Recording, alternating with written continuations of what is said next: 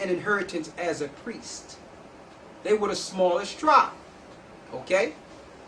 But they started making an agreement because they were smaller with Esau, and they made an agreement with Satan dealing with all these different gods, and became judges to try to destroy Christ and Christ's people. We're going to prove that. Read Judges 18:1. In those days there was no king in Israel, and in those days the tribe of the Danites sought them an inheritance to dwell in. So when the northern kingdom was destroyed, Dan seen an opportunity to come to the forefront. Read. For unto that day all their inheritance had not fallen unto them among the tribes of Israel. So Dan was not supposed to have a priestly inheritance. Go ahead. And the children of Dan sent of their family 5 men from their coasts, men of valor from Zerah and from Ishtar, to spy out the land and to search it. And they said unto them, Go search the land. Who, when they came to Mount Ephraim, to the house of Micah, they lodged there. So they spied out the land to set up their own powers. Go down to the 27th verse, talking about the tribe of Dan. What happened to Dan? Read. And they took the things which Micah had made, and the priests which he had, and came unto Lash, unto a people that were a quiet and secure, and they smote them with the edge of the sword, and burnt the city with fire. Go ahead. And there was no deliverer, because it was from Zidon, and they had no business with any man. And it was in the valley that lieth by Beth-rehob, and they built a city and dwelt therein. And they called the name of the city Dan, after the name of Dan their father, who was born unto Israel. Howbeit the name of the city was Laash at the first. And the children of Dan set up the graven image. They set up what? The graven image. They started setting up graven images to Satan. Read. And Jonathan, the son of Gershom, the son of Manasseh, he and his sons were priests to the tribe of Dan. You see that? And they became priests. They started setting up their own priesthood. Read. Unto the day of the captivity of the land. And they set them up, Micah's graven image, which he had made, all the time the house of God was in Shiloh. You see that? So Dan made themselves priests.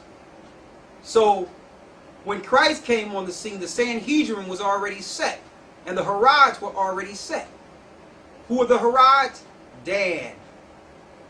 Dan linked with Esau and became a priestly people over the tribes of Israel. That's why it says in Genesis 49, go back to Genesis 49 again. Genesis 49, 16 and 17.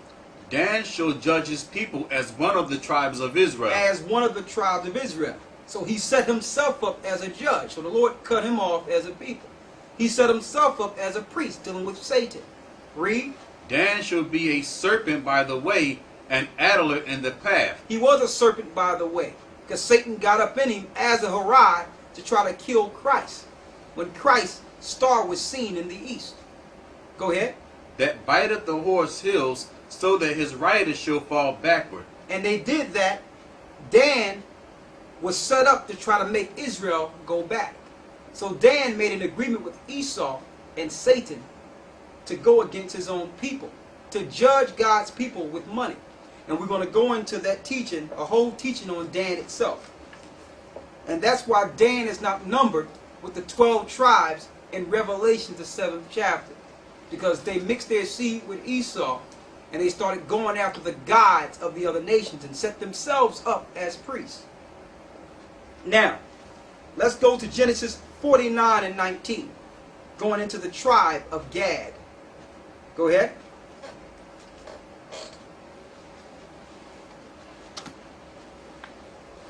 Genesis 49 and 19. Gad, a troop shall overcome him, but he shall overcome at the last. A troop shall overcome Gad, but he shall overcome at the last. What troop overtook Gad? The U.S. cavalry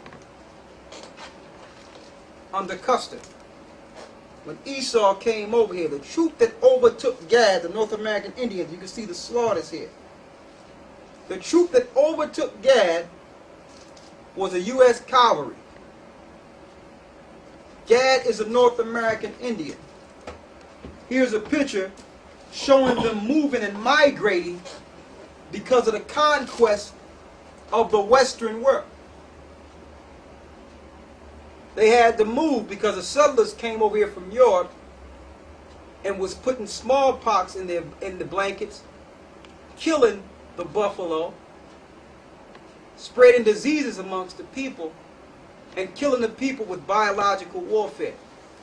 Over here, you show the same troop with mass graves, pushing the North American Indians in mass graves and burying them, and taking a picture to commemorate this destruction.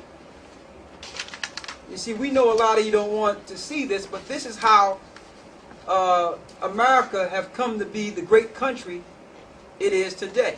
It was built on what you see. Bloodshed. And then, to show you the pride of those that took the Indians down, they had photographers take pictures of the mass graves pushing the Gadites, or the North American Indians, in the graves. Okay?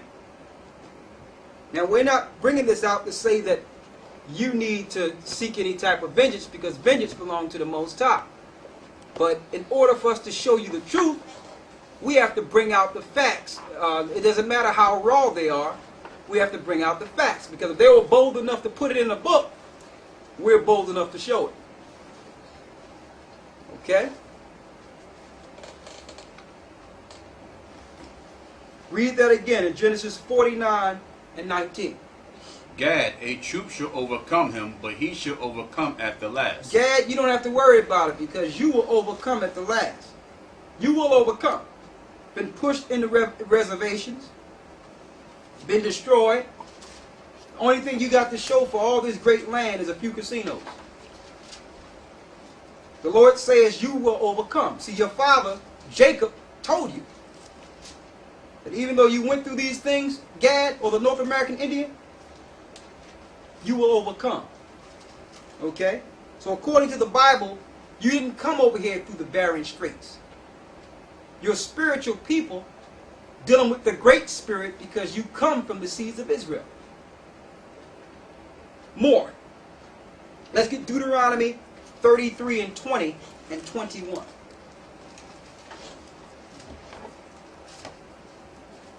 On Gad.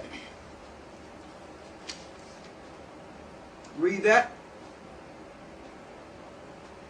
And of Gad he said, Blessed be he that enlargeth Gad. He dwelleth as a lion, and teareth the arm with the crown of the head. Read that again. And of Gad he said, Blessed be he that enlargeth Gad. Go ahead. He dwelleth as a lion, and teareth the arm with the crown of the head. He dwelleth as a lion, to let you know that he would dwell in the wilderness, and teareth the crown with the read that part again. With the what? And teareth the arm The with arm, the crown excuse me, of the head. with the crown of the head, to let you know that they would use the feathers to tear their hand to make blood packs or peace packs. So they would take the feather out of their crown and tear their hand in shape and make peace packs, representing how the North American Indians made agreements. Showing you showing you the Gadites had all this land, the buffalo. This land was beautiful. And these winters were bitter winters. When the Europeans came over, they taught the Europeans how to live on the land. Showed them how to dry out food and make things like beef jerky to live through the winter. Showed them how to hunt in the land. Okay? Go to Psalms 55 and 20 real quick.